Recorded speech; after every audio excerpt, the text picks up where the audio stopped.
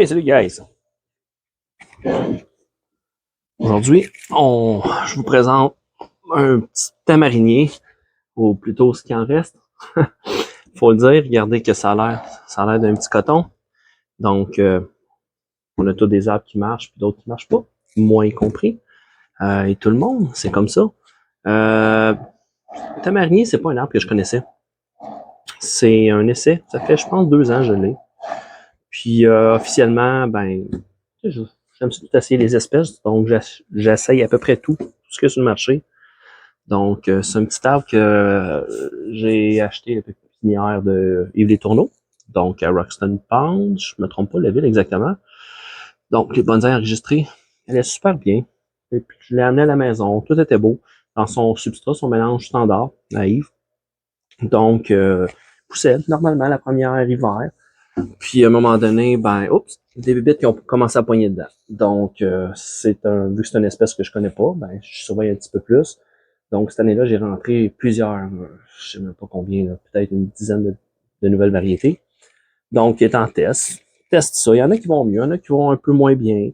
J'ai du Malpighinia, j'ai du Escambron que j'avais rentré en même temps, un Duranta, quasiment dans la même période aussi, un Vietnamese Bluebell. Qu'est-ce que c'est d'autre que j'ai? En tout cas, plusieurs.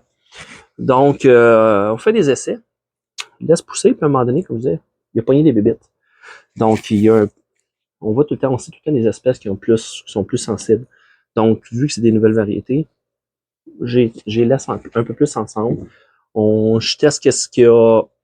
Ça, je dis, c'est un pré-bonsaï. Dans ce cas-là, je les laisse pousser un petit peu, essayer de comprendre leur culture. Chaque arbre a une culture différente. Des fois, plus de lumière, moins de lumière. Il y en a qui, même, c'est en conditions un peu plus désertiques, mais ça n'aime pas la lumière tant que ça. Donc, ça aime la lumière, mais pas trop intense, pas de soleil direct. Donc, c'est ça. C'est de faire les tests, d'évaluer. Plus d'engrais, moins d'engrais. Il y en a qui n'aiment pas ça avoir trop d'engrais non plus.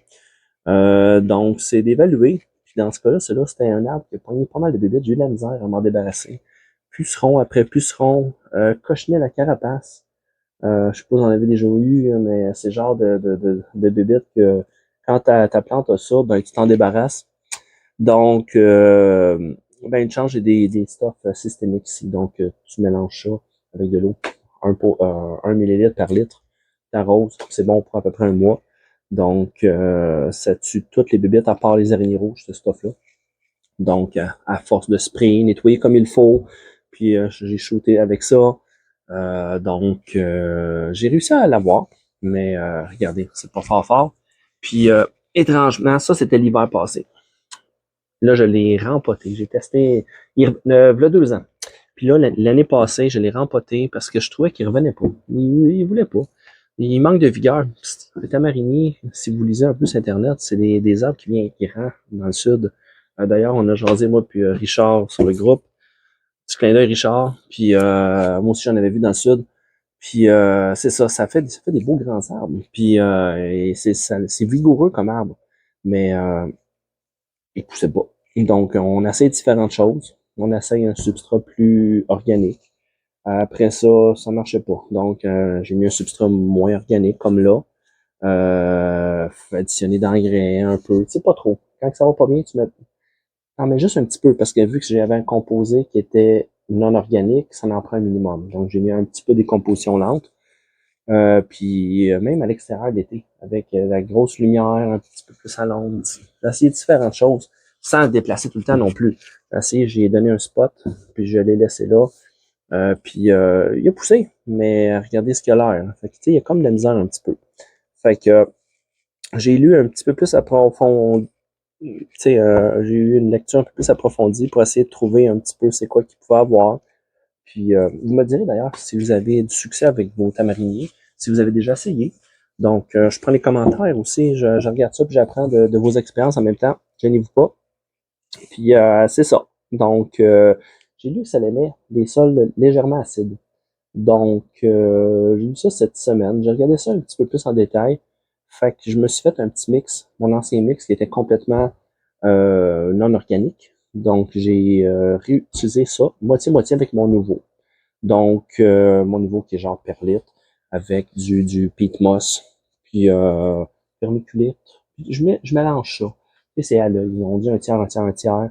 Puis vermiculite, perlite, compost, terre, compost. Donc, mixe ensemble. J'ai mixé la moitié de ça avec mon substrat à azaléa.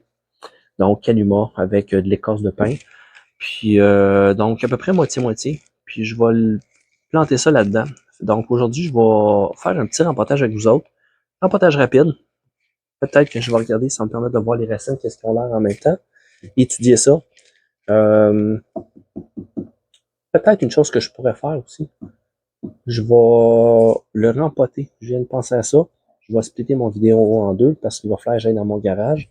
Je vais aller chercher un pot, un basket à bassin. Donc, un pot aéré. Donc, je vais laisser ça oxygéner encore plus. Vu que je mets un substrat plus riche, qui va retenir un petit peu plus d'eau, ben, je vais laisser les racines sécher plus vite. Donc, je vais faire ça. On va rempoter, m'enlever le pot. On va rempoter ça ensemble. On va regarder l'état des racines en même temps. Ça va donner une idée. C'est toujours une bonne idée de regarder quand ça va pas. Donc, là, tu sais, les feuilles sont correctes ici, mais il n'y a pas de vigueur. Donc, depuis que je l'ai rentré au mois de septembre, octobre, il a arrêté censé pousser plus que ça. Puis même, cette branche-là est morte, je vais la chopper. Donc, l'année passée, ça a été la même chose. Vous voyez ici, quand même une grosse coupe.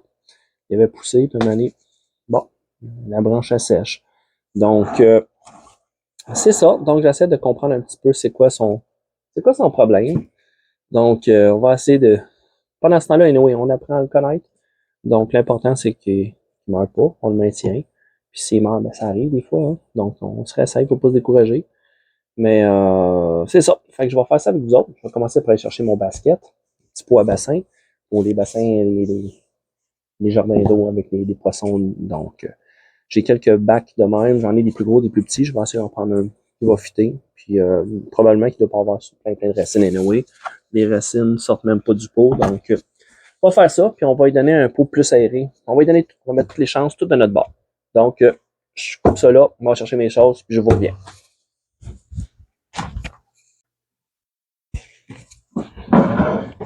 Bon, de retour. Donc, c'est ça que je parlais, les petits pots pour les bassins d'eau. Donc, en général, c'est ça. Ça sert à mettre justement une plante aquatique dedans. On peut attacher ça avec une roche. D'ailleurs, je pense que j'en ai une. Ouais, j'en ai une ici. Pour un petit nénuphar. J'ai des nénuphars rouges ici. Donc, tu peux attacher ça. T'attaches ça même des fois dans mes bassins. J'ai un étang naturel aussi au fond de la cour chez moi. Des fois, je pogne simplement un nénuphar avec une roche plus grosse, une broche ou une... J'essaie d'utiliser une corde, justement, qui va pourrir dans l'eau avec le temps. Parce qu'une broche, elle va rester là. Je veux pas une roche. J'attache ça après. Oh, je lance. Elle cale dans l'eau. Je l'envoie à des endroits que je sais que la profondeur va être parfaite. Ça me tente pas d'aller là-dedans jusqu'à la taille. Donc, puis ça sent pas très bon en plus. Quand tu as un bassin, des fois, avec une eau un peu plus stagnante, non, je laisse aux autres. Donc, je fais ça comme ça. Donc, c'est ça, c'est des petits bacs qu'on utilise. J'en ai quelques-uns. Donc, je vais rempoter ça là-dedans. Donc, on va nettoyer ça ensemble. Donc, c'est parti.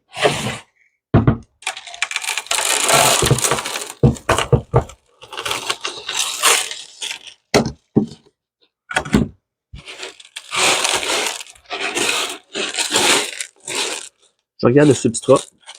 Donc, c'était mon substrat avec la pierre antidérapante que j'utilisais, avec du copeau de bois, de la lave à roc, il y a de la pumice là-dedans. Donc, un peu de tout. C'est un bon substrat, mais regardez, il y a de la misère. Les racines sont pas très belles.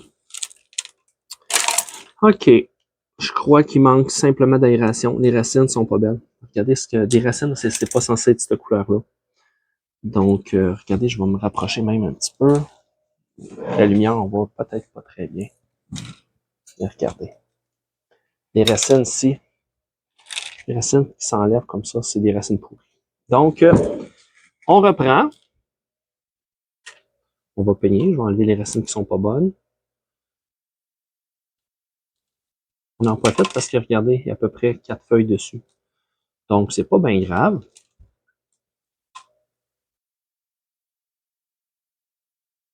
Hein, on va nettoyer ce qui est pas bon. Le pot avait un trou. Donc, le temps de s'adapter, probablement, je sais pas, regardez. L'été passé était bien. Je crois qu'une chose peut-être qui manquait ici à l'intérieur, le pot était dans le fond de mes tubs. J'ai... Moi, non, même pas.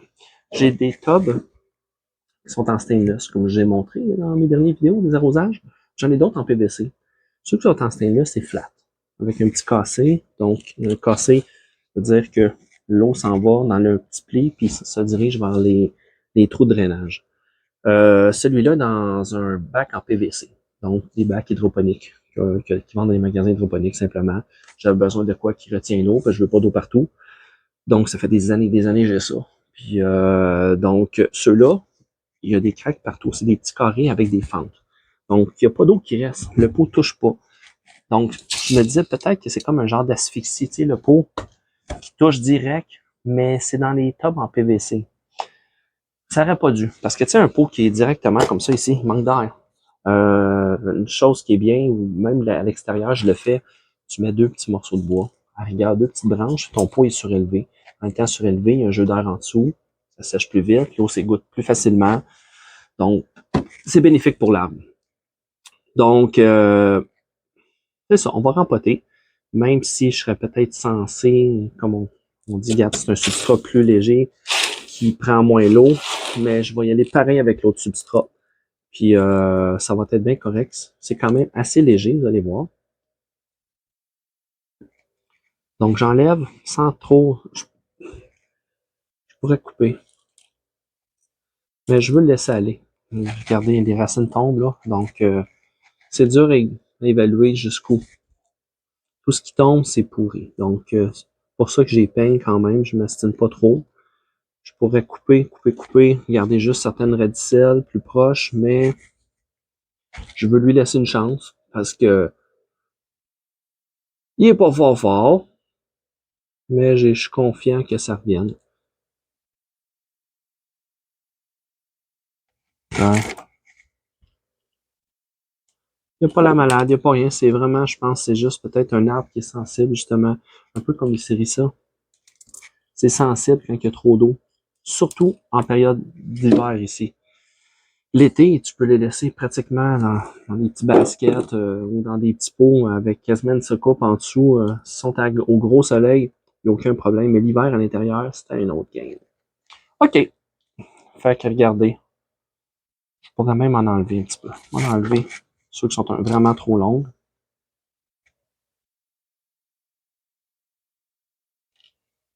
Ici, je peux pas couper parce que j'ai pas de radicelle.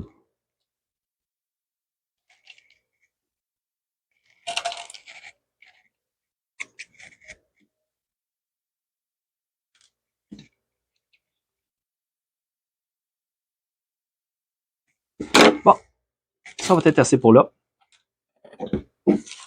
Donc, bye bye vieux substrat. On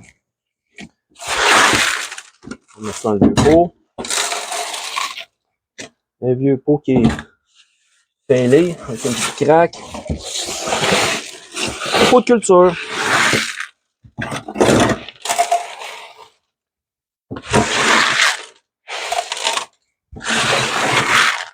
Allez, on fait notre ménage.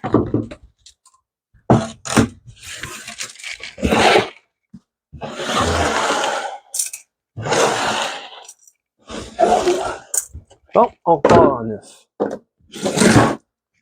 Donc, ce que j'expliquais tantôt, mélange. Ben, une image pour 1000 mots. Canuma avec voyons, un gros blanc. Canuma avec voyons, de la pumice et du copeau de bois que j'ai, mon mélange, je vous ai montré comment que je le faisais. C'est un mélange-là, à part égale, que j'ai mélangé avec mon nouveau mélange qui est ici, qui est vermiculite, perlite. et terre, compost. Donc, j'ai mixé moitié-moitié. Ce qui donne un substrat quand même léger, puis riche en même temps, légèrement acidifié. Donc, on va faire ça. Je vais m'assurer, si j'ai un plus gros basket, je l'avais mis dans un plus gros pour lui permettre de se développer mieux. Je veux lui laisser assez de profondeur dans son pot pour que les racines puissent descendre.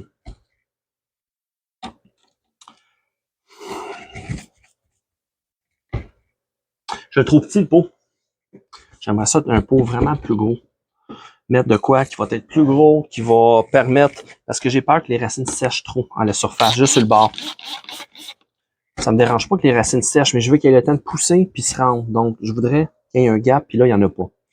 Donc, pour le moment, encore une fois, il y a juste les fous qui se trompent pas. Vous avez vu, j'ai humidifié les racines, puis j'ai retransféré l'arbre dans le substrat, et je reviens avec un autre pot.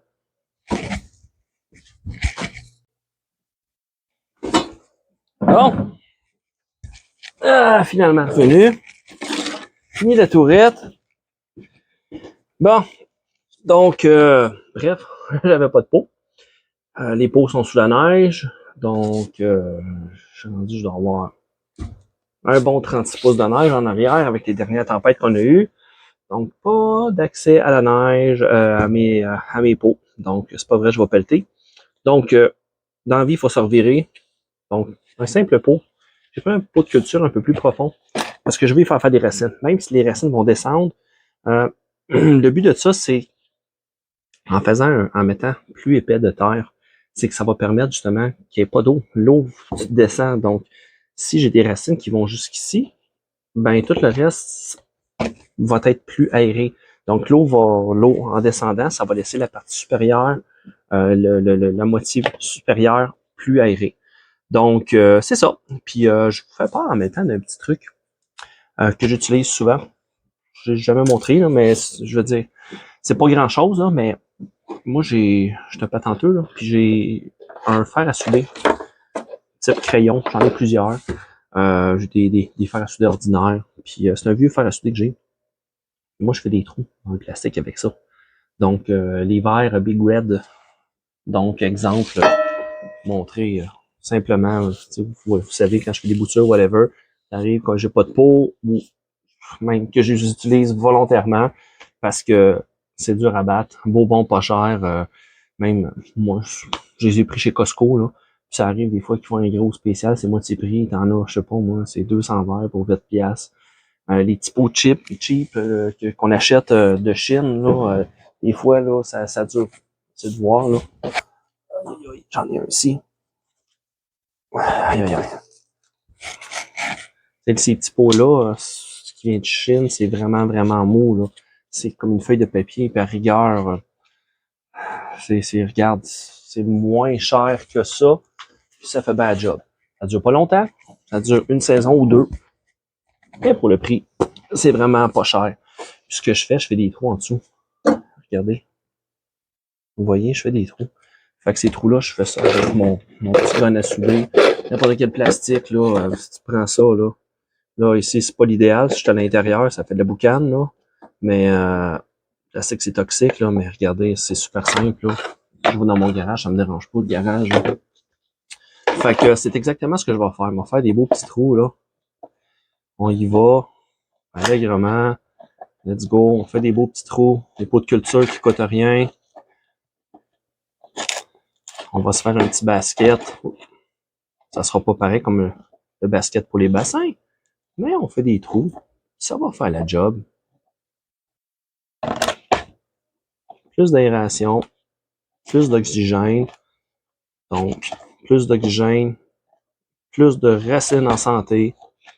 Puis, une autre chose que je vais faire aussi, quelque chose que j'ai appris récemment aussi, en suivant la chaîne de Milton Chang en Californie, il met un fond dans ses bonsaïs, dans le fond de ses pots, pour éviter que les racines s'enroulent.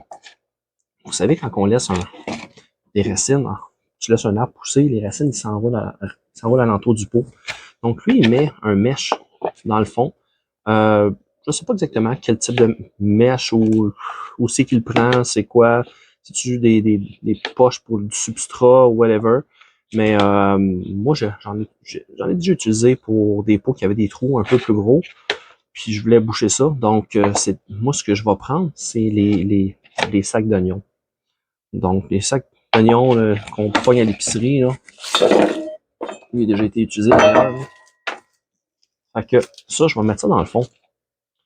Puis premièrement, ça va éviter que le substrat sorte par les gros trous, qui sont pas mal plus gros que ce que j'ai. Puis deuxièmement, ben, ça devrait empêcher justement les racines, ils vont descendre. Puis quand ils vont frapper là-dessus, ça va les rediriger. Donc, c'est ça que je vais faire. Donc, pour le moment, je m'amuse à faire un beau petit bricolage, là.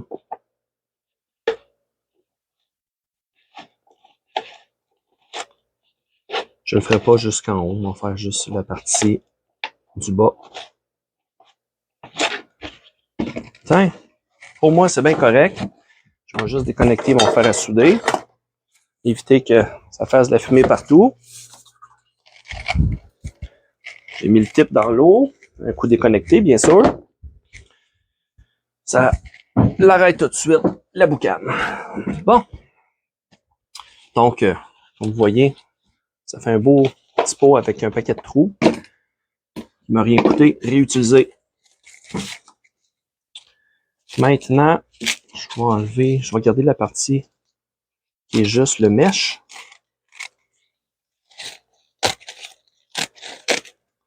J'utilise mes nouveaux petits cutters. Bonbons pas cher. Puis ça coupe comme des neufs. C'est des neufs. Ni plus ni moins.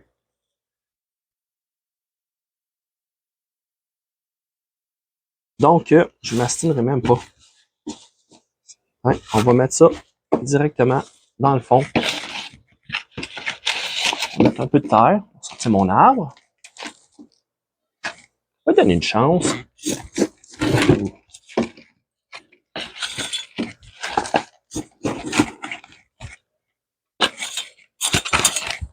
Donc, on fait juste pacter ça. Un potage bien standard.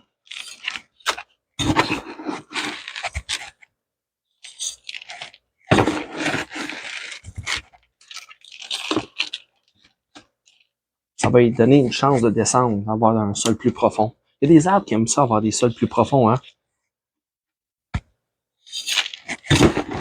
Les arbres, quand tu leur donnes un pot vraiment plus profond, ils profitent beaucoup plus.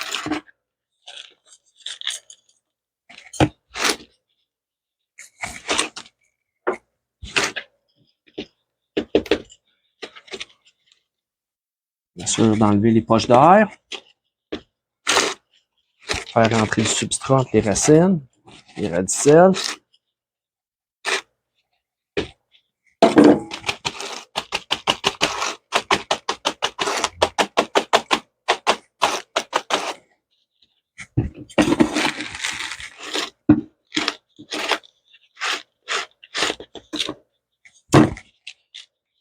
Tiens. Et voilà. Donc, c'est ça. Et regardez. Toujours bon de faire les suivis et savoir ce qu'on est rendu. Donc, on est le 15 janvier. Pot de culture, c'est pas comme un poids bonsaï, on fait ce qu'on veut dessus. Donc, le 15 janvier. Fait que, that's it, that's all. Ça me donne une mesure quantifiable.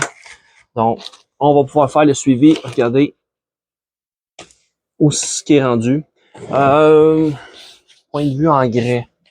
J'en donnerai pas. Non, pas d'engrais. L'arbre vient d'être empoté. Il n'y a pas besoin d'engrais. L'engrais, on en donne quand que ça pousse.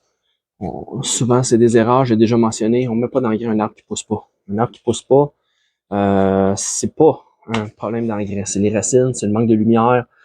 L'engrais, ça vient aider, c'est un supplément. Surtout que là, j'ai de la terre. C'est nécessaire quand on a un substrat qui est non organique.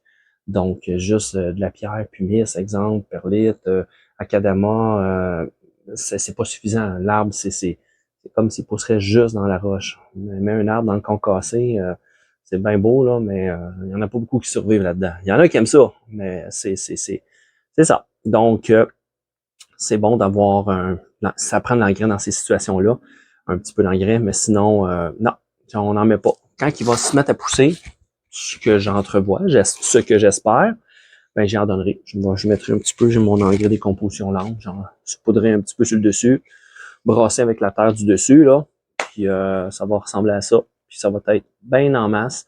Puis je pousse beaucoup sur le canuma aussi, qui va acidifier un petit peu le sol.